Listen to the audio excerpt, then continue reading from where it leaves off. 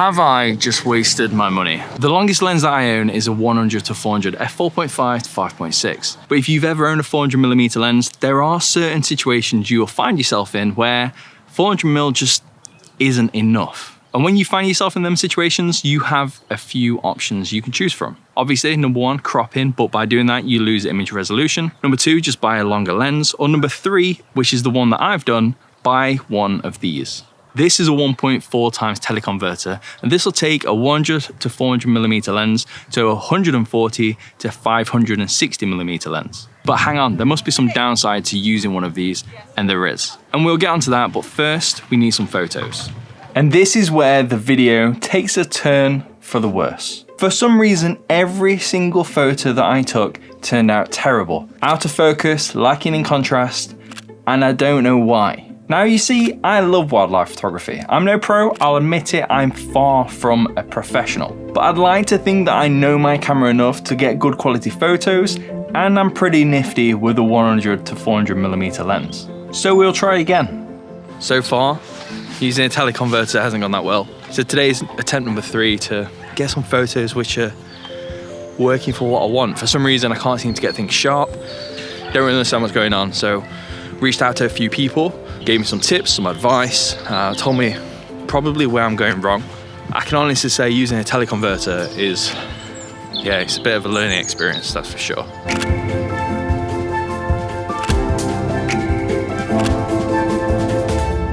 But why? What was this teleconverter doing to my camera and my lens that I wasn't aware of? For this, we really need to understand what a teleconverter is doing to our camera, our lens, but more importantly, our image. For this video, we are specifically speaking about the Sony 1.4 times teleconverter, not the 2 times, but the same principles can be applied to any teleconverter that you use. First off, you still get the autofocus capability because you have pins which go from the camera through to the lens like normal. You also get to use the full range of the sensor. So if you have a 61 megapixel sensor, you can use all 61 megapixels to take your photos. So far, so good. But one of the biggest things that you'll notice about using a teleconverter is that it reduces the amount of light coming into your camera. This teleconverter with this lens, when it's at 400 millimeters, will take the aperture of f5.6 and turn it down to f8. So a full stop of light. And if you're using a 2 times teleconverter, then it'll be 2 stops of light. So it takes the f5.6 down to f11. But in some situations, you may find yourself actually losing more than just the 1 or 2 stops of light that a teleconverter causes. Why? Well, a lot of lenses are actually at their optically sharpest when wide open. A lot of lenses, generally speaking, are at their sharpest when stopped down by roughly a full stop. And when using a teleconverter, it's no different. If your lens is at f8, then ideally it should be at f11 to be at its optically sharpest. So in ideal conditions, on a 1.4 times teleconverter, you're actually losing 2 stops of light.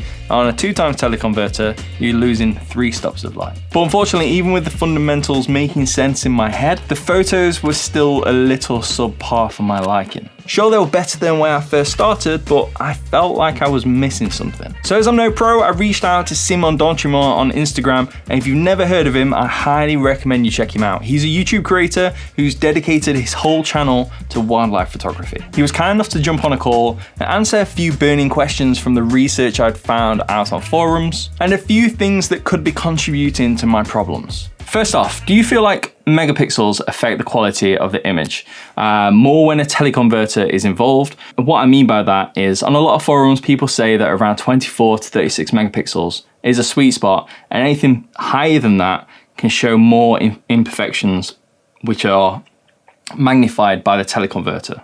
There may be a relationship somewhere if your technique is poor, for example, but I use teleconverters regularly. Of course, I'm very fortunate. I've got a big 500 millimeter f4 that's very, very sharp, but I do get lots more detail out of my 45 megapixel R5 than my 20 megapixel R6. And I've never, in all my years of using teleconverters, found a relationship between difficulty in getting good results out of high megapixels than low megapixel cameras. And of course, that's something that I plan to test one of these days and do a review perhaps, because I do read on forums people saying it's harder to get sharp photos out of high megapixel cameras. And I've never quite found that relationship.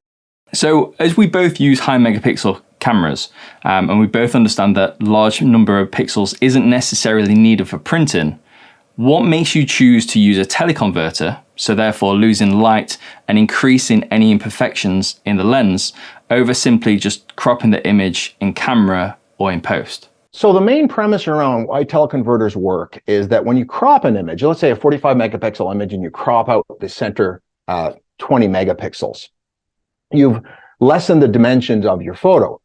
The way teleconverters work is they optically enlarge your photo, and then you take a photo of the enlarged image with all of the 45 megapixels of your sensor, and left with the same field of view as a cropped image, but you have 45 megapixels in your image rather than 20 megapixels in the cropped image.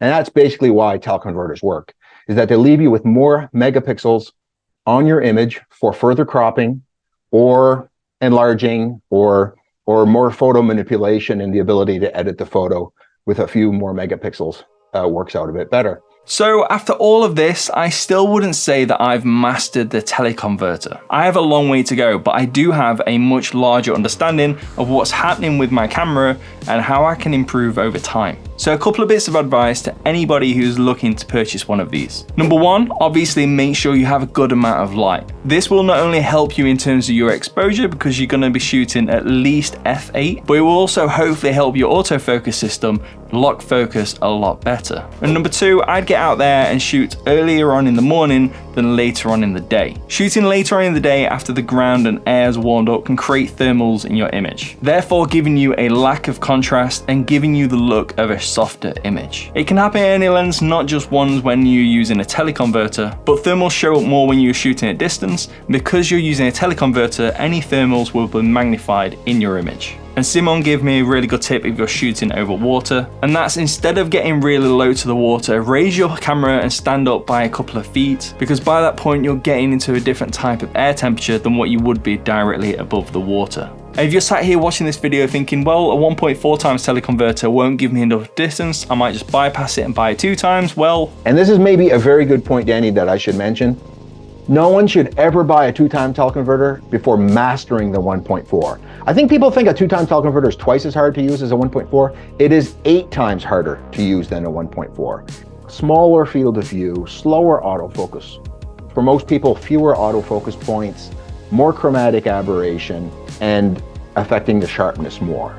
If you could give myself or anybody watching this video 2 huge pieces of advice when it comes to using a teleconverter, what would they be? I think the number one piece of advice on anyone considering a teleconverter is considering the sharpness of the lens that you're putting it on. Again, back to the issue of if you put it on a lens that's not sharp, you're just enlarging an unsharp photo and making it bigger and blurrier. Generally, you want to be using really high quality zooms or prime lenses. The more discount zooms and so on are just not going to work. Number two, I would say, is technique matters a lot in terms of sharpness. Even with this monster setup, when I first put a teleconverter on it, I wasn't getting the results I thought I was going to get.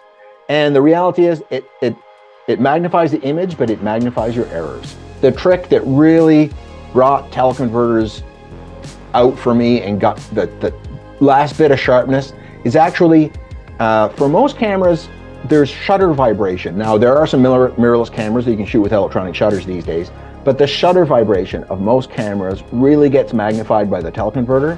So stabilizing the lens, and one of the best tricks for stabilizing the lens is mashing your eyebrow against the eye cup of the back of your camera, or your face against the back of the camera, and push hard.